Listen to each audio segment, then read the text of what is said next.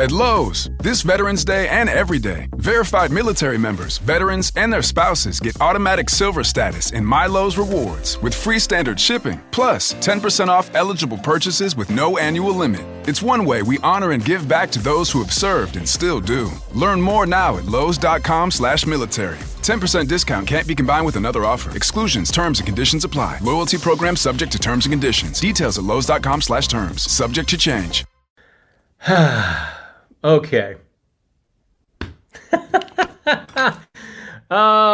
John didn't get to hear any of the answer. Oh, damn it. Let's see here. Audio's gone. Audio. I don't know. I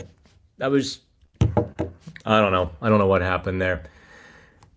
Boy, everyone's telling me the audio's gone. I get y'all. Okay, where's John's question? Let me get back. Okay. Oh, my hair looks good. Yeah. Anyway, okay, so let's dive into this. Yes, I did talk with Ryan Graves about getting sent down. I didn't mean to do it.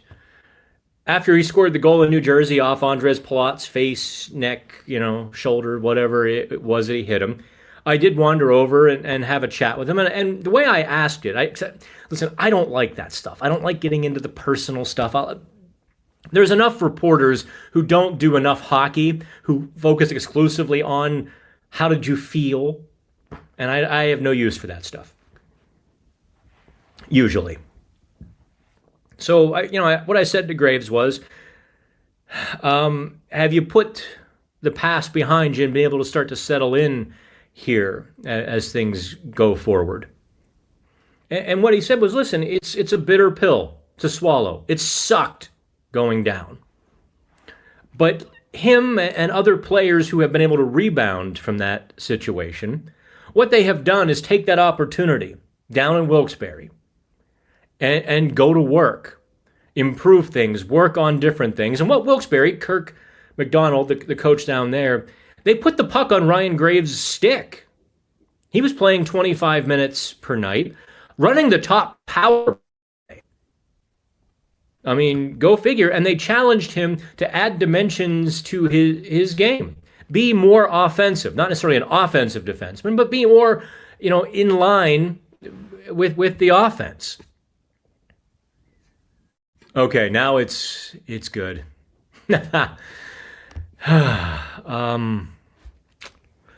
So anyway, yeah. He comes back, does Ryan Graves. I mean, he took advantage of all that game time. He actually is building some confidence with his game and the extra layer.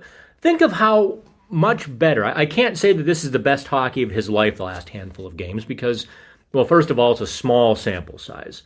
Second of all, I'm not that familiar with how he played in New Jersey and Colorado. I just didn't have that much reason to pay attention.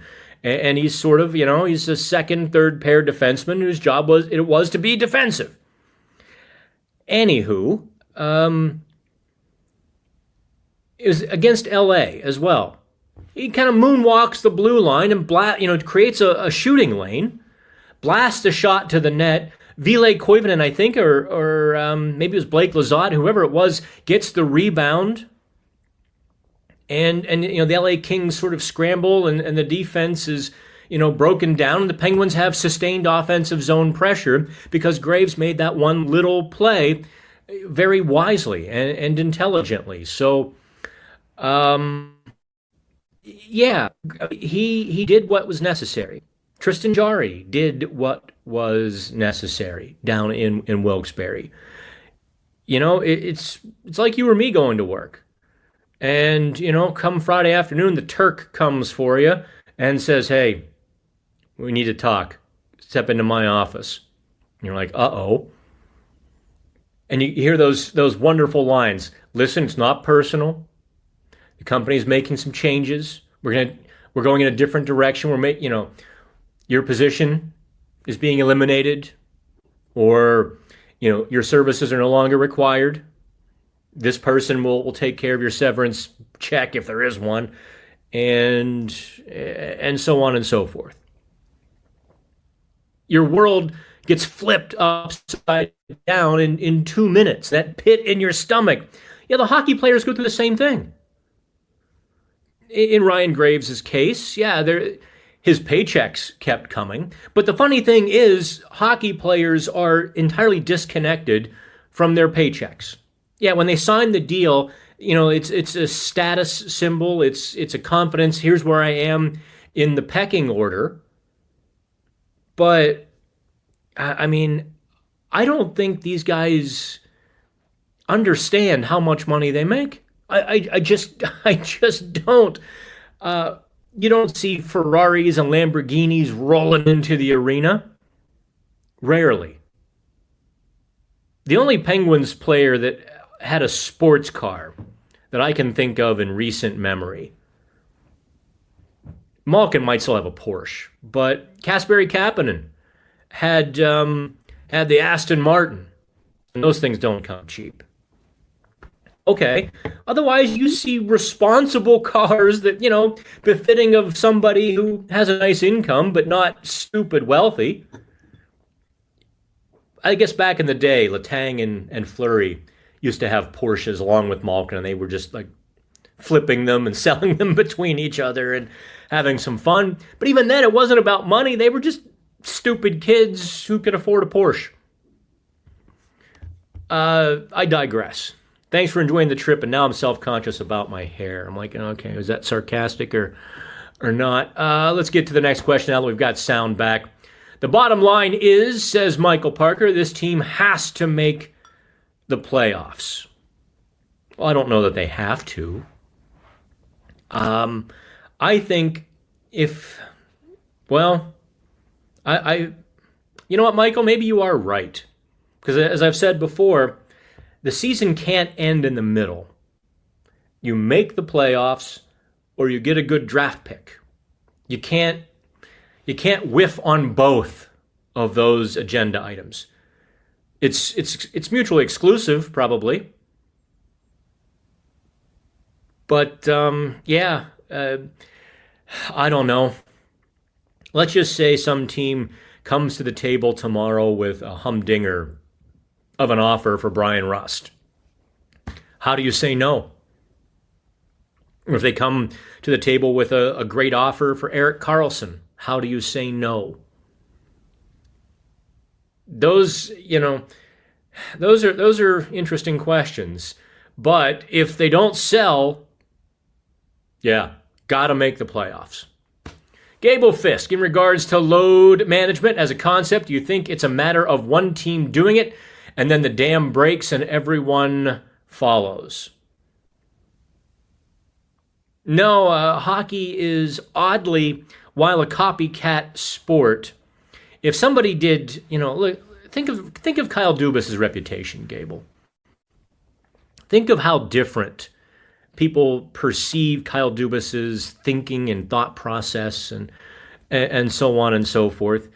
Until you win a Stanley Cup doing something different, no one pays attention.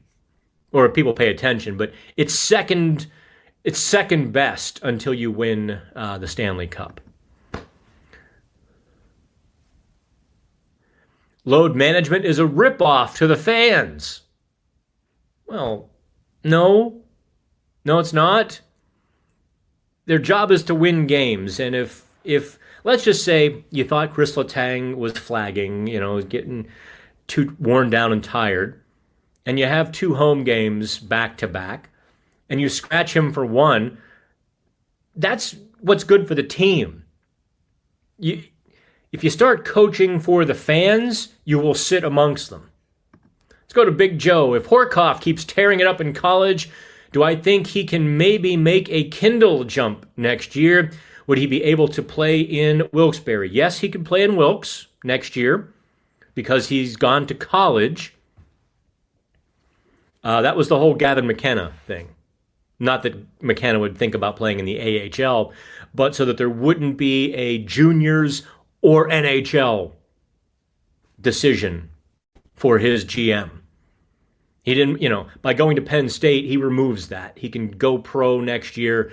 And if he has to spend some time in the AHL, like Shane Wright did, well, again, not expected, but I guess, in theory, possible. And the same would go for Will Horkoff. I blowed up Horkoff after the rookie camp and tournament in July. Wildly impressed with that kid. Hugely impressed. What's he have now in Michigan? 10 goals? Or did he score more this past weekend? I think he was 10-6, 10 goals, 6 assists in their first 10 games at Michigan.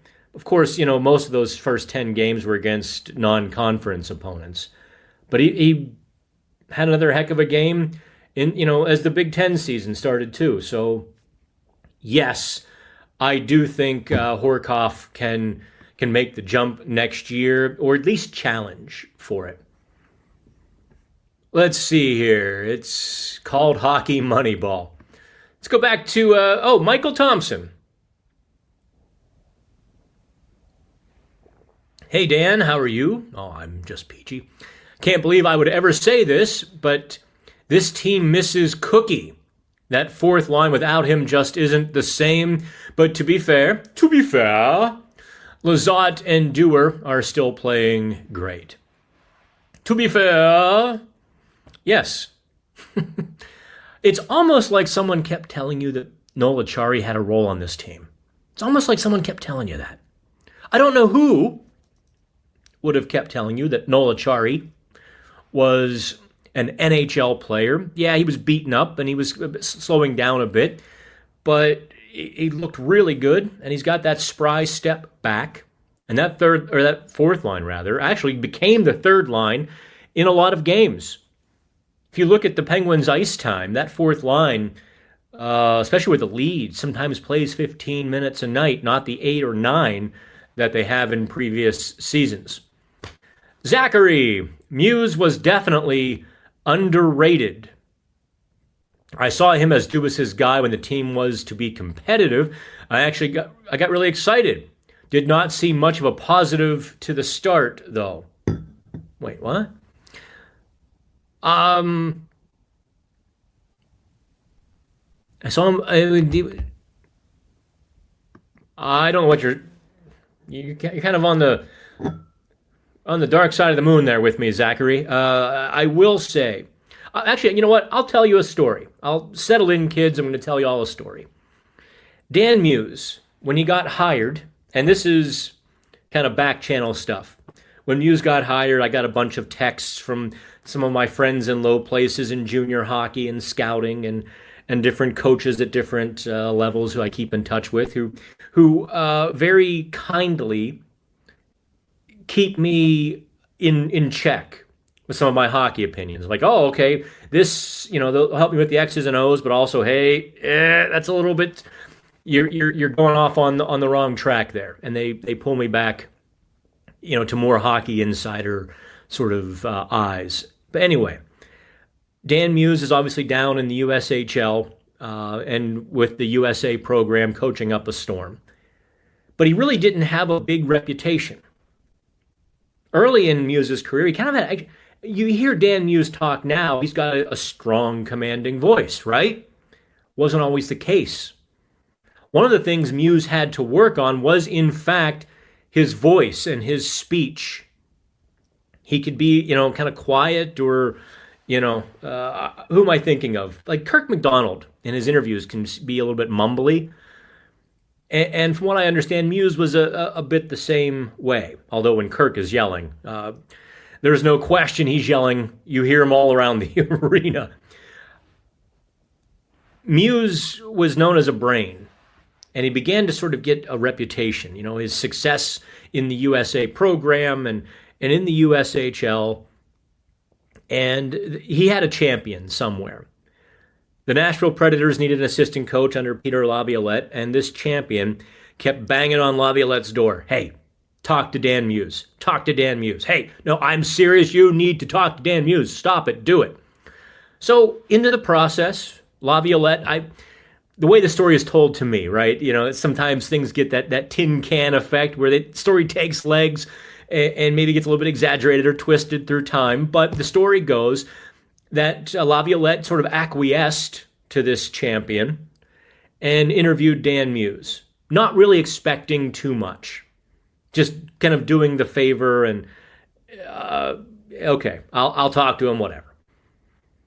The interview goes so well because what Muse did was made just this 4-star presentation about the Predators, the team, their system, what Laviolette was doing, how he could help, some of the things he was seeing. Creates like basically a binder,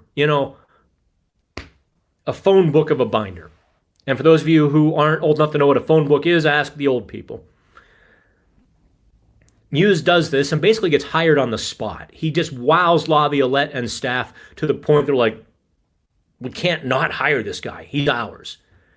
And that's why, obviously, Laviolette brought Muse with him to New York.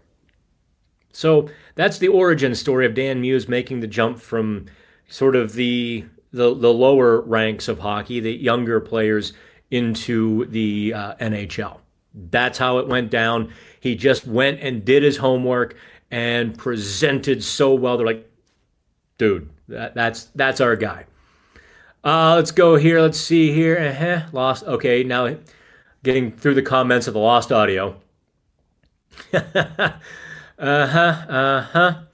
Let's see what Cal says. I'm guessing a split in wins with Nashville over here in Sweden. If they lose both, can you hear the trade winds blow? No, I don't think so. I think if they come home and lose a couple more, then unfortunately, and I don't think they would deserve it, but unfortunately, I think at that point they would stop getting credit for how good they were at the start, and people will start saying it was a fluke. At Lowe's, this Veterans Day and every day, verified military members, veterans, and their spouses get automatic silver status in My Lowe's Rewards with free standard shipping, plus 10% off eligible purchases with no annual limit. It's one way we honor and give back to those who have served and still do. Learn more now at lowes.com/military. 10% discount can't be combined with another offer. Exclusions, terms, and conditions apply. Loyalty program subject to terms and conditions. Details at lowes.com/terms. Subject to change. Zachary, with the upcoming 10 games, I know it's a lot of pressure, but if this team is serious about trying to make the playoffs, do you feel they should be able to go on an 8-game win point streak? Well, good Lord. No pressure there. An 8-game point streak. That's what you're expecting? No team in the NHL rolls off an 800 winning percentage all season.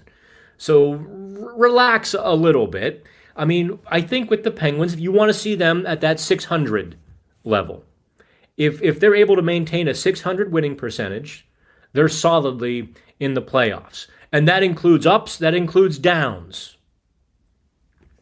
Just flash to Jonathan Panette. Did you ever see Jonathan Panette, his comedy? Oh, I don't do ups, push-ups, sit-ups. No, I like downs. Sit down, lay down. Put a plate of lasagna in front of me, I'll wolf it down. Play some music, I'll boogie down. I don't like ups. Ups are energy. Jonathan Panette was the very large comic who did the famous Chinese buffet sketch. You here 4 hour? Why you here 4 hour? You go now. That was in the 80s, and that lasted that carried his entire career. All right, salute from Moscow. Cheers. Not sarcastic, more volume. Well, I really can't. Actually, let me see if I can crank the volume. Pump up the volume. Here, there. I just cranked it up. Hopefully that helps a little bit. Let's see here. Love how this team is capable of rolling 4 lines when healthy. This core has seemed to be at its best with load management and depth. Until recently, no player had played less than 10 minutes under Dan Muse. And even then, it was like 9:48, I think Vilja Koivunen had played. Let's see here. Gable, do you think these international games grow the sport, or are they made Or are they more of a paid junket for players and team staff? I don't know, man. You really have to grow hockey in Sweden? I have a hard time thinking these international games really matter. There's not. I don't know. Maybe I'm being a curmudgeon about them, but I don't think they make much money. I don't think they really grow the game in a tangible, lasting, impactful way. I mean, it's nice that some of the Swedish kids get to see Erik Karlsson play an NHL game. But that's, I mean, I digress. Apologies for the Muse comment. I meant to say, this is from Zachary. I did not see this current team getting off to a hot start, but I saw potential in Muse to be a good NHL coach and one that Dubas planned on staying with. Okay, that cool. Now we're back on the right side of the moon. Let's get to the last one here because I am coming up on 1 hour, and I still have some of my Eriksberg. Yep, it's good. All right. In fact, maybe I should end the show with downing this. In fact, yep. Last call for questions, because I'm going to finish that and actually go to dinner in Old Town. I'm forcing myself to go to Old Town tonight. So let's see here. Where is it? That regular dude. Hey, Reg. Let's presume the Penguins are in a wild card spot come the deadline. If they buy, what sort of players do you expect them to pursue? Well, that's a really good question. First of all, their buying will be limited to the price tags. They are not going to spend a first-round pick, probably not really a second-round pick. Well, maybe they've got a ton of second-round picks, so maybe they can spare one or two of those. And a third rounder, we're talking about those expendable veterans on an expiring contract, sort of a rental kind of player who generally fetch a second or a third round pick. Otherwise, you're talking a hockey trade. Let's just say there was a young player that they liked, the other team likes, and I hate to do this to the poor kid. He's kind of getting the short end of the stick with the Pittsburgh organization right now. Owen Pickering. And you see a Jaeger for McGroarty type trade where the Penguins are able to add somebody who can come in and play right away while the other team gets a little bit of a developmental defenseman and, they might need defenseman. I don't know. You're not getting a whole lot because Kyle Dubas would be foolish to part with future assets right now. You're just not going to part with a first-round pick to bring in somebody great. The Capitals didn't do that. I mean, think about how the Capitals quickly rebounded, and that's because they kept their first-round picks. You've got some good young players in the Capitals lineup, like Connor McMichael, who come in and fill, valuable roles at very small entry-level salaries. Alexei Protas and so on and so forth. You've got these kids. So Dubas is not going to sacrifice, let's just say, once again, Owen Pickering, in exchange for a veteran rental. Ain't happening. So from that standpoint, what they're acquiring would be very specific needs. Maybe a reclamation veteran who's having a bad year that they think, okay, maybe we can sit him down for a week, or maybe we can fix this or fix that in the next few weeks and get him ready to get us into the playoffs. And you're sort of thinking along those lines. How about this? A Bill Guerin type, a Jeff Carter type of acquisition. And Zachary says, any standouts in the practice shootout? Actually, and I tried to explain this in writing. No one saw the shootout. The NHL, because those two rinks I showed you here. Let me put this back on the screen so you kind of understand. We're in the rink on the right. The media availability and the press conferences were in the rink on the left. So the NHL was saying, hey, listen, here's the deal. Because the NHL is running this, not the Penguins, not the Predators. The NHL PR people, and it wasn't their fault, really. They said, okay, as soon as practice is over, we are opening the locker room immediately, very quickly. So as soon as this practice is over, scurry over. Because first of all, we also had to get through security in the second building. Why, I have no idea. But we had to go through security in the first building and then the second building. Like what am I gonna pick up in the 15 feet I walk across the street? I digress. So the Penguins end practice and they start their circle stretching. They're all in the circle stretching. So the NHL PR is like, go, everyone go. So we all empty out, kind of hustle over to the next arena, get down into the Penguins locker room or outside the Penguins locker room, only to realize that they didn't end practice. They kept going. And that's when they had the shootout practice. So nobody knows. All that I know about the shootout stuff was that Ryan Graves took a slap shot. I think he missed high or Artie Sheloff's made a shoulder save. That was all I was really able to glean from it. So no one saw it. I can't tell you. My colleagues can't tell you. It wasn't like somebody stayed behind to watch because we were all like, go, go, go. Oh, okay. I'm going to take this one just because it's a pet peeve of mine. Stop saying this. Stop it. Stop it. I don't understand. See, right there. You've already lost. I don't understand why Muse didn't pull Sheloffs from Murashov in the shootout against Jersey. Clearly, Sheloffs can't stop a beach ball in the shootout. See, you're right. You are absolutely right. IR3K. You're right that you don't understand. Here's why. First of all, you've got a cold goalie sitting there for 3 hours with a baseball cap on. You're going to throw him into the shootout?